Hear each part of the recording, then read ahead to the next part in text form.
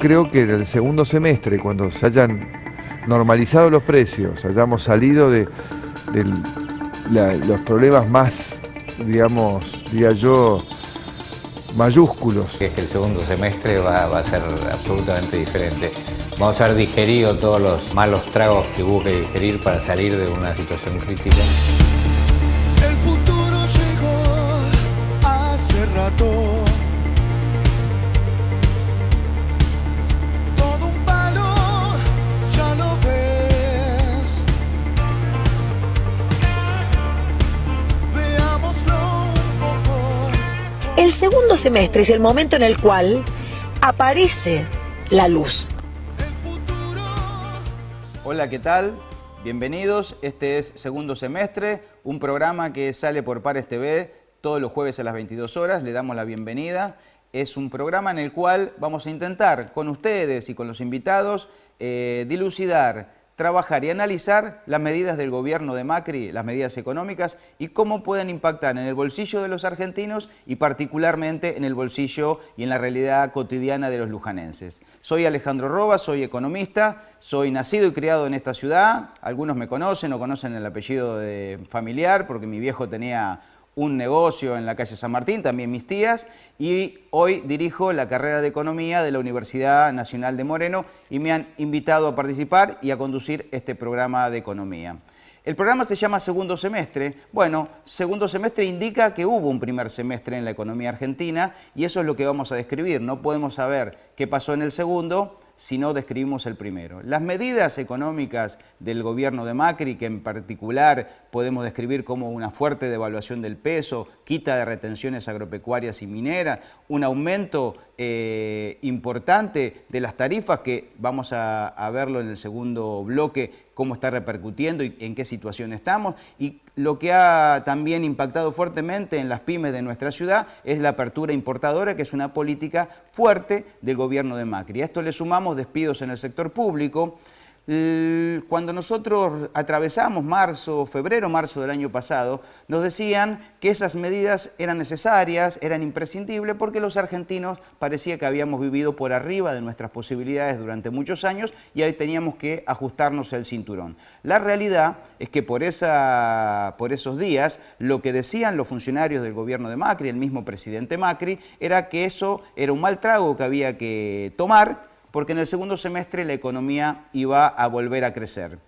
La cuestión es que hoy estamos atravesando ya el mes de agosto, 3 meses del segundo semestre, el tercer mes, y no existen lo que los economistas llaman brotes verdes de la economía. Esto quiere decir nuevo crecimiento, sectores que puedan empujar el crecimiento. En los meses previos había una luna de miel entre el gobierno nacional y los votantes o los argentinos, por lo cual si uno encuestaba a los argentinos, y se hicieron varias encuestas en esos momentos, lo que decían los argentinos, decíamos, era que la situación económica particular estaba empeorando, pero la situación general de los argentinos iba a mejorar. Hoy las expectativas no son tan parecidas a lo del primer semestre y hoy sí la situación en cuanto a popularidad o pertenencia hasta ideológica y política con el gobierno del ingeniero Macri está decayendo. Nosotros vamos a atravesar este segundo semestre seguramente con mayores niveles de desempleo, mayores niveles de pobreza y también la inflación no va a bajar. En los últimos días se conocieron los números sobre el desempleo, que creo que es el número más fuerte negativo para la economía del segundo semestre. El desempleo en la Argentina pasó de 7% el año pasado, para junio, a 9,3%. Esto en términos prácticos, porque detrás de los números tenemos argentinos que sufren. El túnel de la vicepresidenta Michetti, que nos decía que a la salida íbamos a encontrar un país mejor, todavía lo estamos atravesando y es probable que muchos argentinos no salgan ilesos de ese túnel.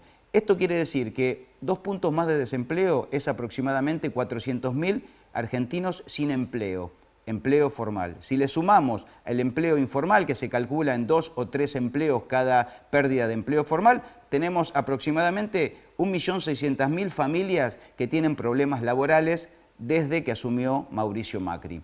La expectativa del gobierno es que durante estos meses iban a llegar inversiones. Bueno, las inversiones no están llegando y aquellas inversiones que están viniendo solamente son inversiones de tipo especulativo en el endeudamiento externo de la Argentina, que ya sobrepasa los 30.000 millones de dólares. Esto quiere decir que los argentinos hoy tenemos básicamente el mismo nivel de reservas del año pasado, el mismo nivel un nivel de crecimiento menor, pero somos 30.000 o 35.000 millones de dólares más, menos ricos o más pobres en cuanto a que debemos esa cantidad de dólares. En el tercer bloque vamos a desarrollar la situación actual de Brasil. Como veníamos charlando, nosotros hoy tenemos una situación en la ciudad de Luján donde conocemos por datos estadísticos que el 12% del empleo de nuestra ciudad es empleo industrial. Los últimos datos que publica el INDEC es que el sector industrial en la Argentina en julio se desplomó un 8% y la construcción, que es el sector que más empleo formal e informal tiene en la Argentina, se desplomó un 23%, con lo cual estaríamos, creo yo, ante la tercera ola de desindustrialización de nuestro país, después de la que sufrimos durante la dictadura militar y durante los años 90, durante el gobierno de Menem y de la Rúa.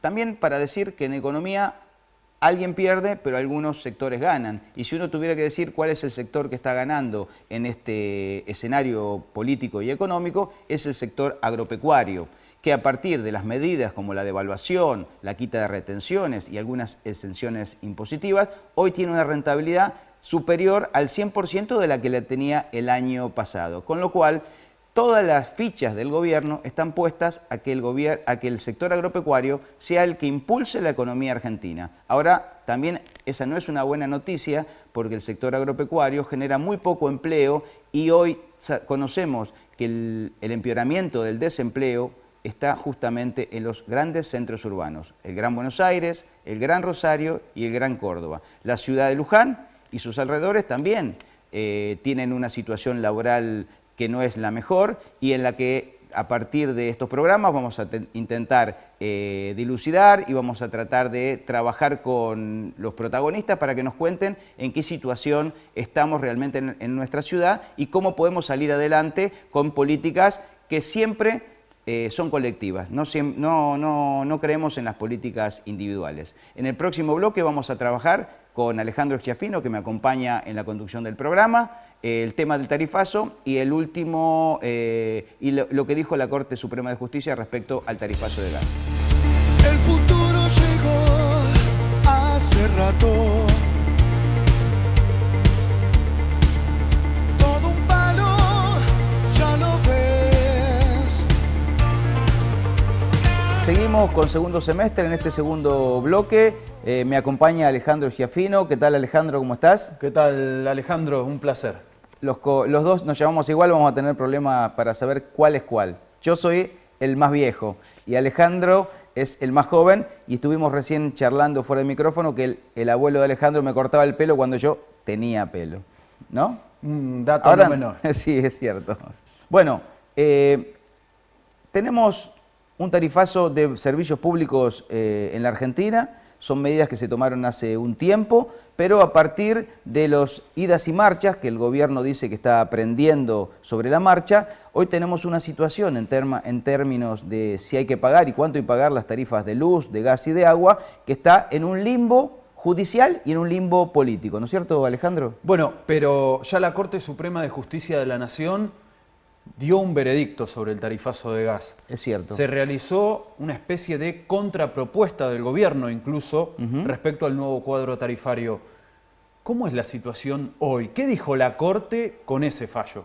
Bueno, mira, la Corte creo que es un fallo muy importante, si bien solamente beneficia a los usuarios domiciliarios, que es el 25% del consumo, pero deja abierta la puerta para que las pymes de todo, digamos, las pymes, los comercios de barrio, los clubes y las universidades también puedan apelar al fallo que no toca la Corte Suprema y también puedan tener esta posibilidad de tener una audiencia pública. Porque ¿qué dice el fallo de la Corte? Básicamente es un fallo que democratiza los servicios públicos y consagra tres derechos fundamentales. Uno es el derecho a la información y a la participación, Otro es el derecho a la vivienda adecuada, que también lo dice nuestra Constitución Nacional cuando habla de vivienda digna. Y tercero es el derecho al trabajo, que esto tiene que ver con el tema de las pymes y los costos de estas empresas. Respecto a la información, no quisiéramos llegar a la audiencia pública que se va a hacer en los próximos días sin que el gobierno dé la información sustantiva para tomar una decisión. ¿De qué estamos hablando? Que el gobierno no es como una empresa privada que puede o no dar las estructuras de costo. Él tiene que dar una información fidedigna de por qué está estipulando aumentos que fueron en el tema del gas, que de esto estamos hablando, de hasta el 1000%. Después dijo el 400%, y ahora estaría por presentar un cuadro tarifario donde el máximo de aumento para los sectores residenciales sea el 300%.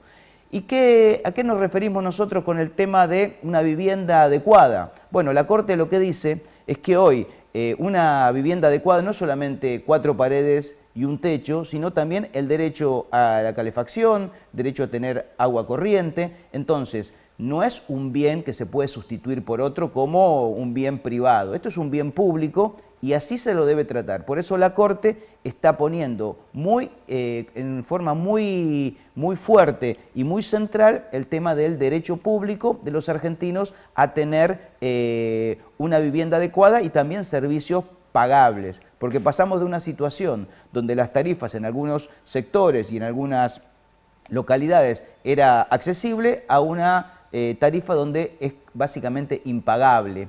Con respecto al derecho al trabajo, también la Corte deja abierta la puerta. ¿Por qué hablamos de derecho al trabajo? Porque los costos de muchas empresas pequeñas y medianas con este tarifazo hacen que sean inviables económicamente esas empresas. Entonces, o tienen que cerrar o tienen que reducir el personal, porque tampoco pueden trasladar los costos, semejantes costos, a los precios, porque son pequeñas empresas que no son formadoras de precio.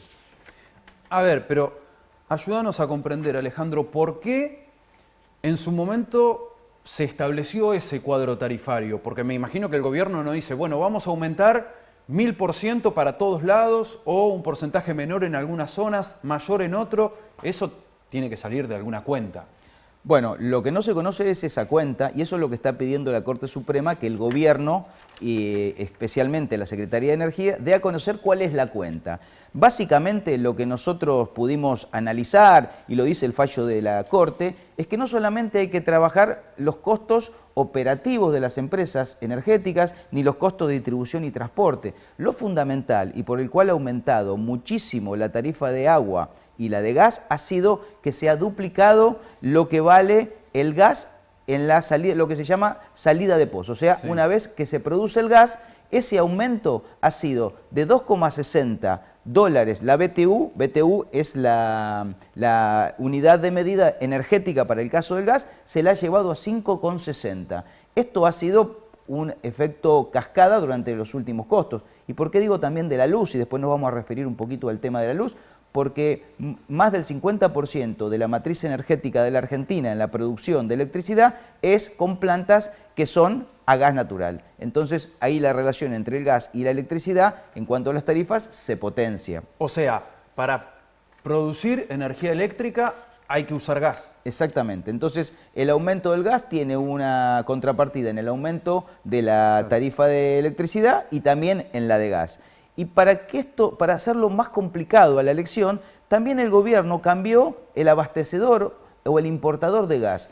Era el gobierno de Bolivia o era Bolivia, sí, que nos facilitaba el gas y lo cambió justamente a gas chileno, donde también está por verse si no hay un conflicto de intereses, porque justamente quien nos está vendiendo hoy el gas desde Chile es una empresa subsidiaria de Shell y el ministro de Energía actual, bueno, fue funcionario, fue gerente de Shell y tiene en su patrimonio acciones, un nivel importante de acciones de esa empresa extranjera. Ahora, ¿Argentina produce gas?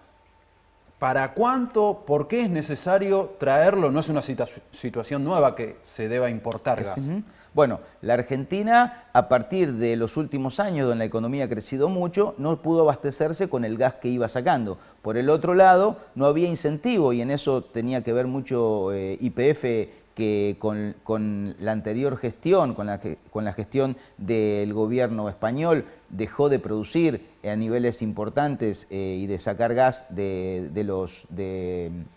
la Argentina. Hoy tenemos una situación donde la producción de gas, si bien está creciendo, no tenemos nunca la posibilidad de tener autoabastecimiento. Ese era un proyecto de 4 o 5 años que se estaba, con la nacionalización de YPF, comenzó a tomar volumen. Hoy la situación es que se tiene que importar, pero el tema es que uno tiene que importar del lugar donde era más barato, y hasta hace poco se importaba gas de Bolivia y hoy se lo hace de Chile. Ahí hay un cambio importante y un aumento de costos también respecto a lo que se pagaba de gas o el gobierno argentino pagaba hasta el año pasado. ¿Cuánto tiene que intervenir en toda esta cadena de costos de trasladárselo o no al usuario el Estado?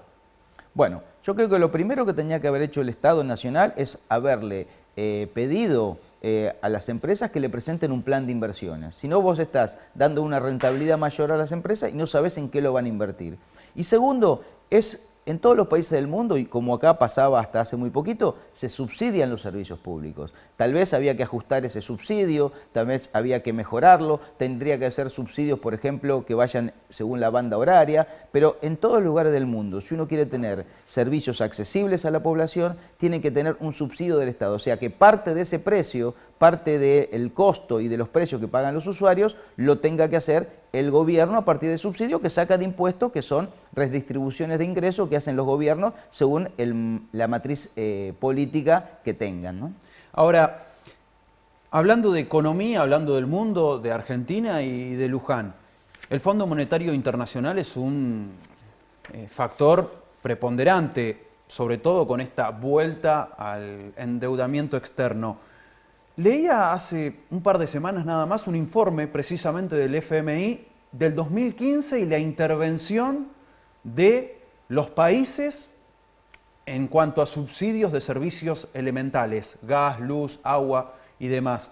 Y ubicaba a la Argentina en el lugar número 60 del mundo. O sea, hay 59 países, entre ellos Chile, Estados Unidos, Rusia, por ejemplo, Canadá, que subsidian más que Argentina los servicios públicos. Obviamente. ¿Esto qué muestra? Bueno, porque se habla de que no, el Estado intervenía mucho, el gobierno anterior subsidiaba demasiado y ahora hay que quitar, sincerar eso.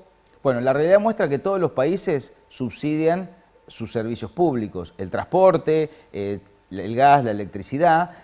Lo que podíamos haber discutido era el monto de ese subsidio, cómo se iban a trasladar a los precios, porque hoy vos tenés una situación donde, decíamos hace un ratito, tenías tarifas accesibles hasta hace poco y hoy son impagables. No solamente son impagables por el monto, sino no se sabe si hay que pagarlas o no. Hoy tenemos una situación también complicada en Luján respecto a la cooperativa eléctrica.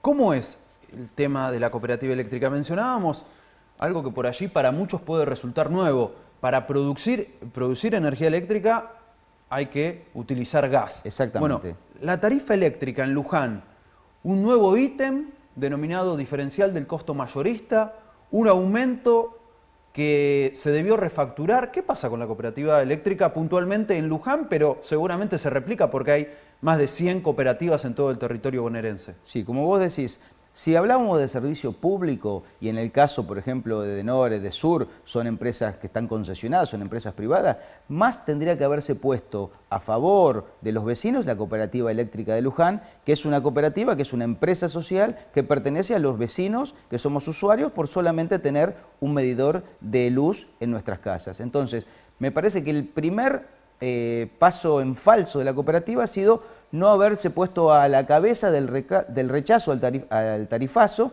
y en lugar de eso lo que ha hecho es trasladar a partir de factura, refacturación y vuelta atrás esos aumentos que le han hecho en su momento. Camesa es la empresa mayorista de electricidad con la cual la cooperativa eléctrica compra esa electricidad. Ahora, la cooperativa, nuestra cooperativa, hoy está incumpliendo no solo la ley, sino también los fallos judiciales. ¿Por qué?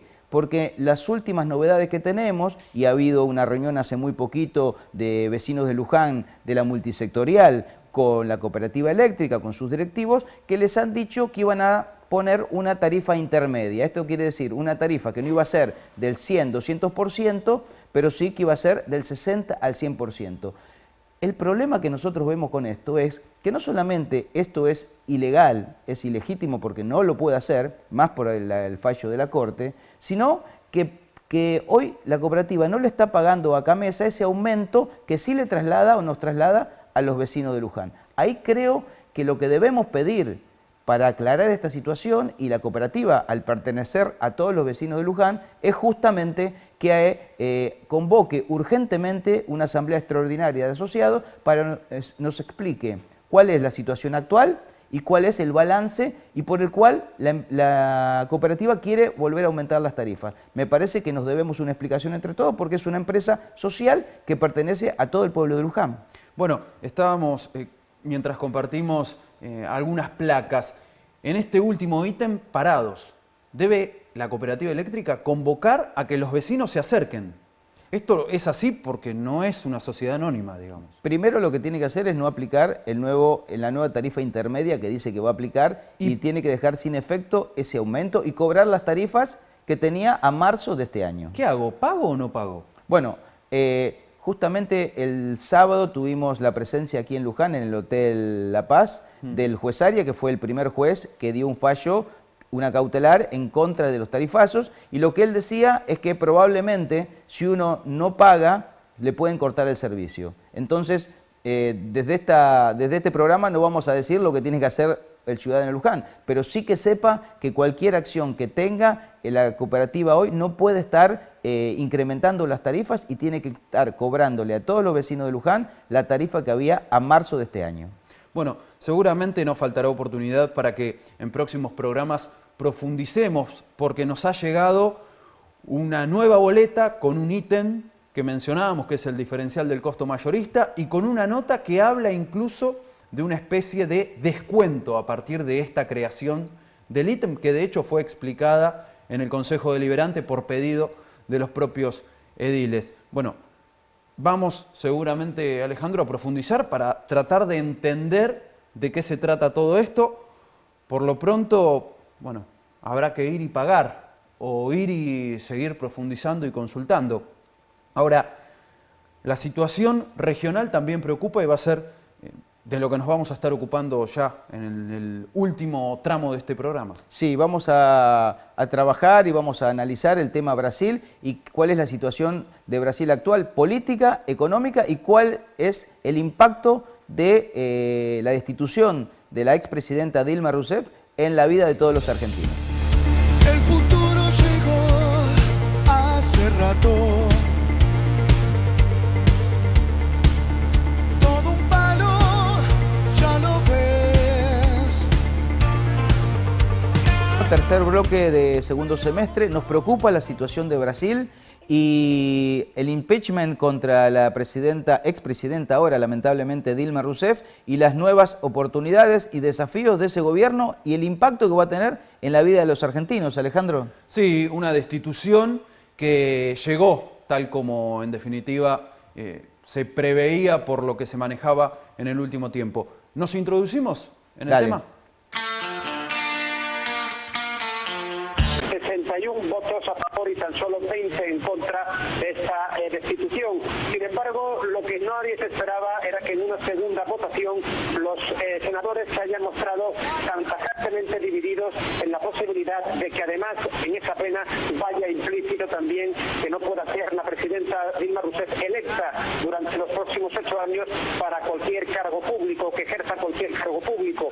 Esto es algo que en un principio se daba por hecho que era inherente a la pena de la destitución, pero una maniobra de último minuto de la defensa de Dilma Rousseff ha conseguido separar estas dos cuestiones.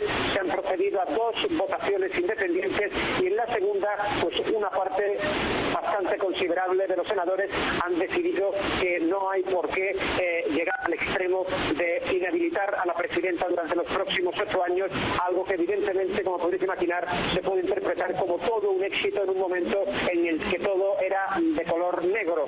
Esto es una pequeña victoria para Dilma Rousseff, que ve su mandato casado en este momento, pero al menos se lleva el pequeño buen sabor de boca de que podrá continuar a ejercer algún tipo de función pública si así lo desea en los próximos años. Bueno, Brasil, un socio fundamental en la región y una situación que ¿qué impacto puede llegar a tener en Argentina? Es la pregunta que nos hacemos. Bueno, primero miremos la película y no la foto de hoy. La película es que el segundo mandato de la presidenta Dilma Rousseff, que ganó en el año 2014 y asumió el segundo mandato en enero de 2015, lo primero que hizo, a contrapelo de lo que había dicho en la campaña, es aplicar un ajuste económico importante, pensando que como había llegado con alguna debilidad política, concederle a los sectores dominantes de Brasil algún tipo de prebendas, algún tipo de ajuste económico, que es lo que siempre piden los sectores concentrados, iba a poder mejorar su situación política y poder emprender el segundo mandato con mayor poder real. Lo que pasó es que ese ajuste económico hoy tiene la dificultad de que el desempleo en Brasil ha aumentado muchísimo en los últimos meses. La inflación no ha terminado de caer, sino que al contrario ha aumentado. Y por otro lado, la situación política se fue complicando a la medida que la economía se iba cayendo. Por eso me parece interesante no reflejar la situación argentina en la situación de Brasil, porque hoy lo que vemos es que las políticas que aplicó Dilma Rousseff a partir del 1 de enero del 2015 son muy similares a las políticas que está aplicando hoy Mauricio Macri en la Argentina, que ya tenemos 4 o 5 meses de recesión, pero que en Brasil las mismas políticas, lo que ellos llamaron un ajuste expansivo, esto es decir, un mal trago que después se va a llevar adelante un crecimiento económico que no sucedió, en Brasil se transformó en la tormenta perfecta, una crisis económica muy importante, una crisis política y social y también algunos hechos de corrupción que dieron el escenario para esta destitución. ¿Qué creo que va a pasar en la Argentina? Sí, a partir de esto, o sea, Dilma habría entendido que concediendo algunos beneficios a los sectores más concentrados iba a obtener una especie de tregua, si se quiere. Bueno, no se dio. Hablabas de un paralelismo incluso con las primeras medidas de gobierno de Macri. Sí. ¿Cómo sigue la historia? Te diría que también hay un paralelismo que yo pudiera hacer con el gobierno de Alfonsín. Alfonsín, en su debilidad política, también en la última etapa entregó algunas políticas que no eran de la matriz del alfonsinismo en ese momento, bueno, y también tuvo que entregar el gobierno anticipado a las elecciones que después ganó Carlos Saúl Menem. Entonces, primero una enseñanza creo que tenemos que tener para todos los gobiernos latinoamericanos, que una cosa es la legalidad que te da el voto y otra cosa es la legitimidad, y cómo hoy en Brasil la situación política va a terminar, creo yo, en una situación económica mucho peor a la que tenemos. ¿Por qué? Porque el gobierno de Temer, que fue hasta ahora su vicepresidente, va a ser un gobierno que va a seguir concesionando a los sectores del capital financiero y de las compañías extranjeras. ¿Para qué? Bueno, justamente para la famosa gobernabilidad. Ahí tenemos una situación donde para la Argentina, si Brasil sigue cayendo, va a ser una situación muy complicada en términos de nuestras exportaciones industriales. Vos sabés que las exportaciones de autos y de metalmecánicas y de otros productos industriales en la Argentina, más del 50% va a la economía brasilera. Si esa economía no crece, las exportaciones de autos no van a crecer. Si nuestro mercado interno no crece, como está pasando en los últimos meses, la situación del sector automotriz e industrial de la Argentina, que como decíamos en el primer bloque, ha tenido una caída del 8%, no se va a recuperar. Entonces, o sea, si no compramos los argentinos dentro de Argentina, y Brasil, por el problema que está teniendo desde hace bastante tiempo, tampoco nos compra, se nos cierran muchísimas puertas. Bueno, el mercado y la producción automotriz está cayendo fuertemente en los últimos meses. Ya venía desde el gobierno anterior, pero ahora con esta situación en Brasil yo creo que va a empeorar. Lo único que nosotros podemos hacer en este tipo de políticas, cuando se te cae un mercado externo, sería mejorar el mercado interno. Pero eso es justamente lo que no está sucediendo. Aquí hay una política que en términos de matriz de medidas económicas es muy similar a la que Brasil aplicó en un gobierno que realmente era un gobierno progresista como el de Dilma Rousseff hasta hace poquito, pero que hoy, a partir de esta debilidad política, empezó a aplicar. Hoy nosotros creo que estamos en una situación similar y en términos económicos, para la industria argentina es una mala noticia lo que está pasando en Brasil, más allá que desde el gobierno argentino, creo que yo equivocadamente, se apuraron en saludar al nuevo gobierno de Brasil, lo que en términos del Mercosur también es una debilidad estructural que presentamos como región sudamericana. Bueno, ya cerrando este primer encuentro en segundo semestre, todos los jueves a las 22, aquí estaremos en la pantalla de Pares TV con las repeticiones correspondientes a lo largo de la semana. Te pregunto, y ya quizás a modo de adelanto de una próxima edición, ¿puede haber buena expectativa? El vecino, ¿se puede aferrar a una ilusión de cara a lo que viene para salir adelante? Bueno, las últimas declaraciones de los funcionarios y del ministro de Economía es que agosto fue el mes que más creció la economía, que la economía más se estancó, que a partir de ahora va a comenzar una nueva etapa en la cual la economía va a volver a crecer. Bueno, esperemos que esto ocurra porque a nadie quiere que a los argentinos nos vaya mal, pero las medidas económicas deberían cambiar. Creo muy difícil que tengamos resultados positivos si se toman medidas que no apuntan a la mejora del mercado interno, que eso es lo que nos va a llevar a tener una economía pujante en el año 2017. Estamos cerrando de esta manera el primer programa de segundo semestre a través de Pares TV en el canal 19 de la TDA. En parestv.com.ar también nos van a poder ver a través de la pantalla de Barricada TV. Bueno, muchas gracias Alejandro y gracias a ustedes por estar en segundo semestre. Creo que en el segundo semestre, cuando se hayan normalizado los precios, hayamos salido de los problemas más, diría yo, mayúsculos. Es que el segundo semestre va a ser absolutamente diferente. Vamos a haber digerido todos los malos tragos que hubo que digerir para salir de una situación crítica. El futuro llegó hace rato. Todo un palo, ya lo ves. Veámoslo un poco. El segundo semestre es el momento en el cual aparece la luz.